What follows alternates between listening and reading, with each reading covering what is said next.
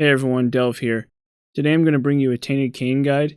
How it used to work was that items had fixed recipes, meaning you could find ways to break the game all over the place, especially with Eden's Blessing. But they changed him so that the recipes are seed dependent. Following these changes, I think he's one of the more difficult characters in the game, or at least possibly the strangest.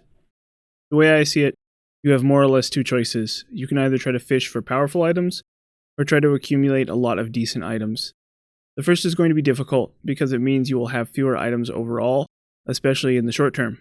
It is also significantly more susceptible to luck in my experience, creating scenarios where you have literally no items by the end of basement. With that being said, I have tried this strategy and have enjoyed modest success with it. The second strategy is to go for quantity over quality.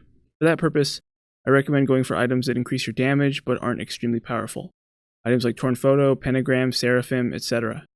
This strategy can also work just fine, and I've done it a few times. The trick is to make sure you focus on those damage items, since soul hearts are more common as this character. The trick in either case is to understand these charts on the wiki. The key takeaway is that items at quality 3 appear at sacks totaling 19 and higher, and that quality 4 items appear in sacks totaling 23 and higher. Hitting a total of 23 is actually quite a bit more difficult than hitting a total of 19, since a sack containing 4 soul hearts and 4 bombs just barely meets that 23 threshold, and you aren't even guaranteed to get an item better than a sack totaling 19.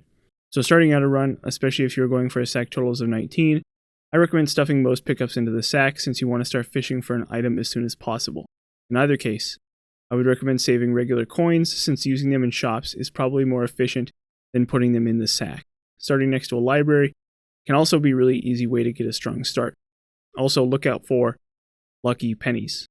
Once you get established and get a couple damage items, you can start throwing whatever in the sack looking for anything useful, and of course you can always swap between these strategies on the fly depending on your luck. All in all, he's really not so difficult with a little practice, even if he probably is weaker than most characters. At the very least, he has a lot of potential to give you control over exactly what items you take, which I think is interesting. Maybe someday I'll figure out a way to break him completely and make him the strongest character. Until then, this is a good start, I think. Thanks for watching.